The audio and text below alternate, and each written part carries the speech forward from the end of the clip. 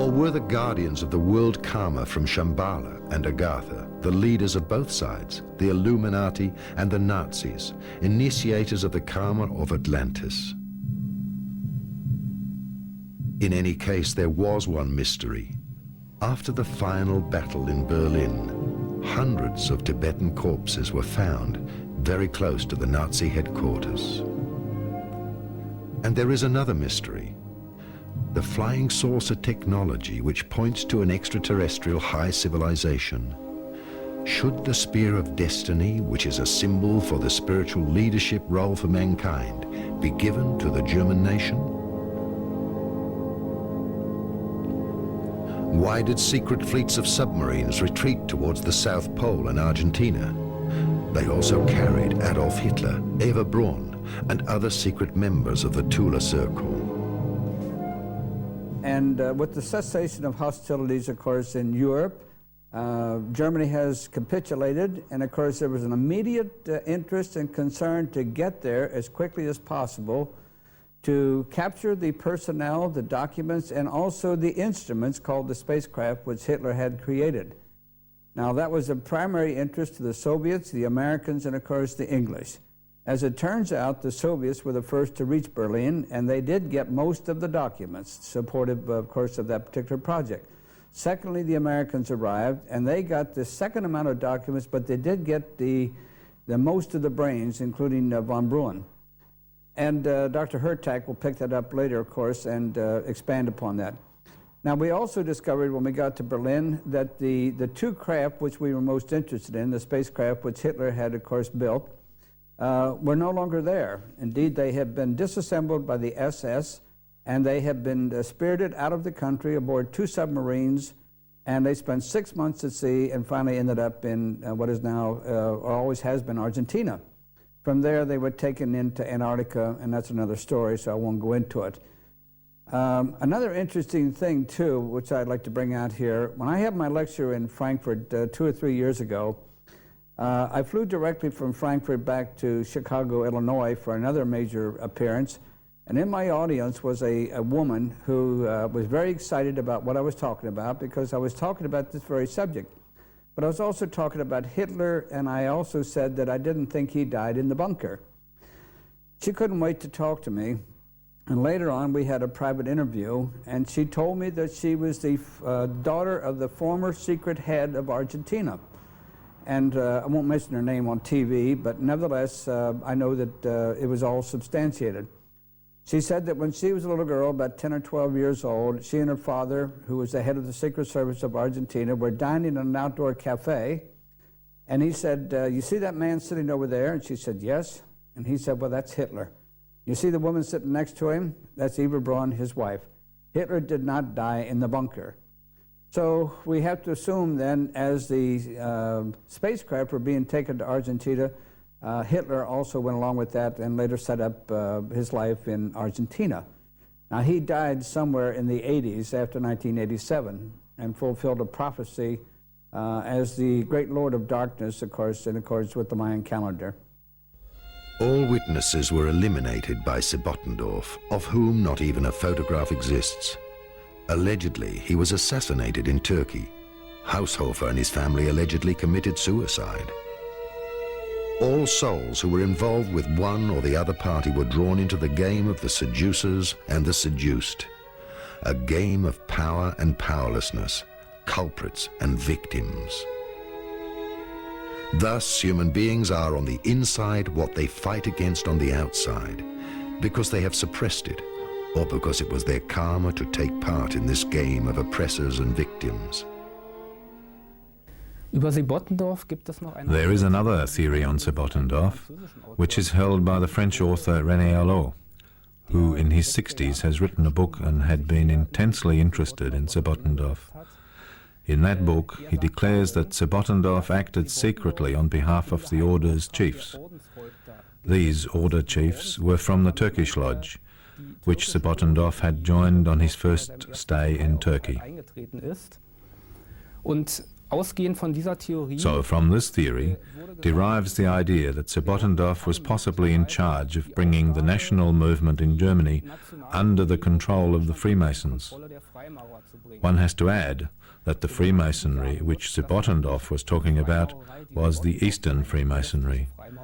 He also called them the Rosicrucians, the alchemists.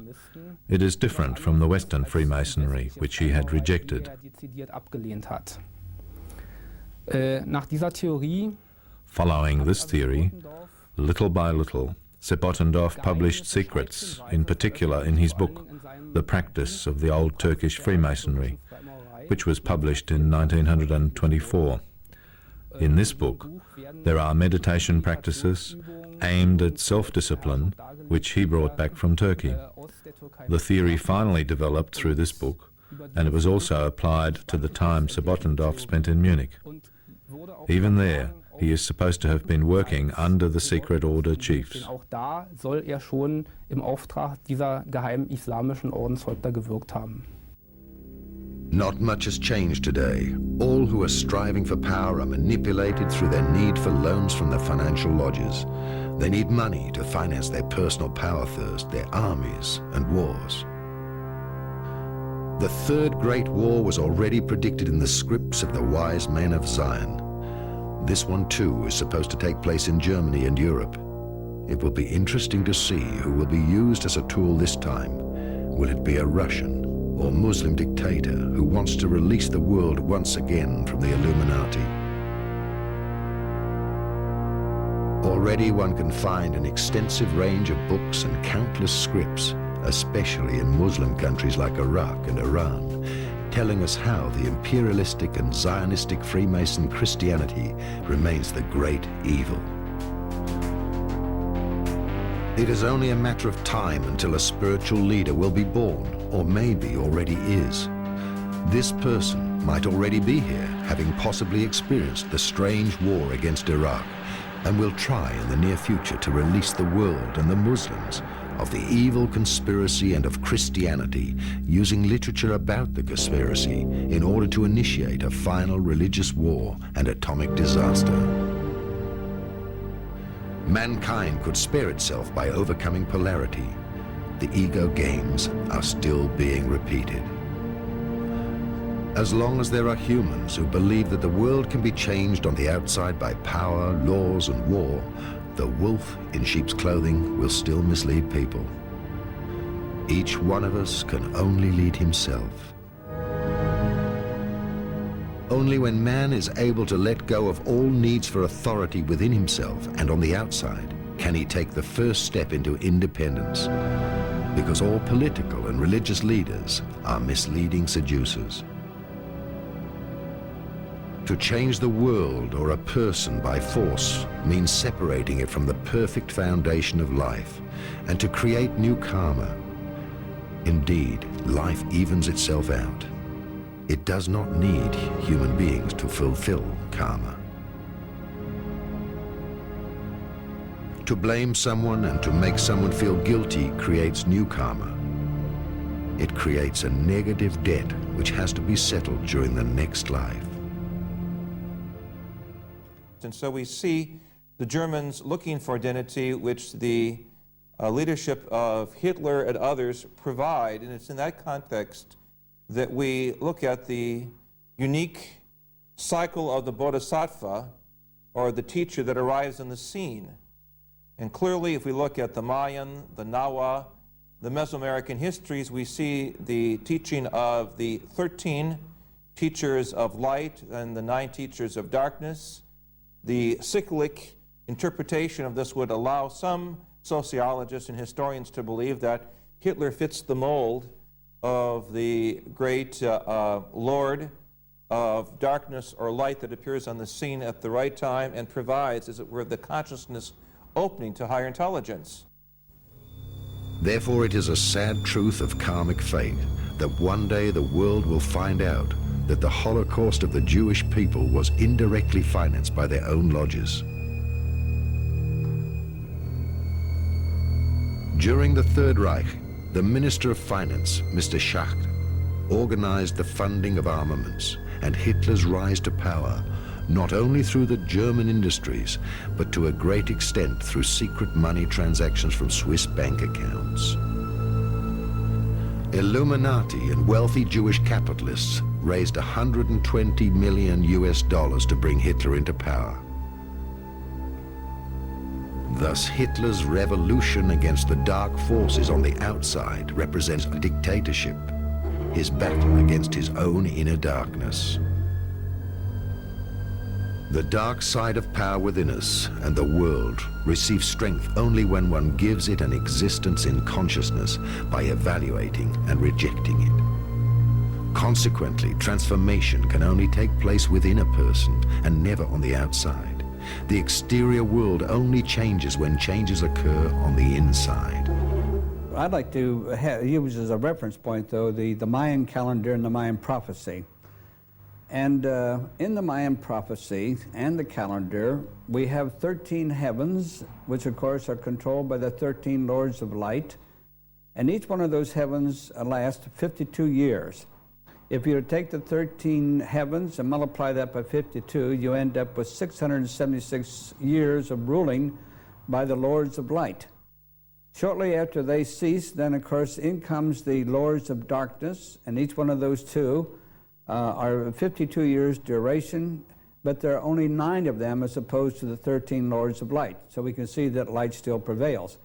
Nevertheless, they were very necessary to stimulate growth within the human race and here upon the planet. And each one of these lords of darkness played a personified and a, you might say, a strict application for the growth of mankind. Now, if you go back in history, and if you were to trace it back 468 years, and of course take each one of the 52 increments of the 468 years, you will find out that something great and stupendous happened during that time. Now, the last great Lord of Darkness was none other than one we knew as Adolf Hitler. Adolf Hitler was a divine instrument. Adolf Hitler played his role well. He wore the dark hat as opposed to the white hat. If we were to relate this to the Indians, and I've worked with the Indians for 22 years, they have a very simplified understanding of these things. For instance, they have a Lord of Light called, for instance, Quetzalcoatl. And then they have a Lord of Darkness called Pakal. Now, in their mythology and in their understanding of the Lords of Light and the Lords of Darkness, these two are brothers. They are twins, in fact, and they love one another very much, but they play separate roles. As the Lord of Light, Quetzalcoatl, ends his reign, of course, he turns to his brother and he says, well, now I've taught them all I can. I want you to go in there and test them and see how well they've learned what I have taught them.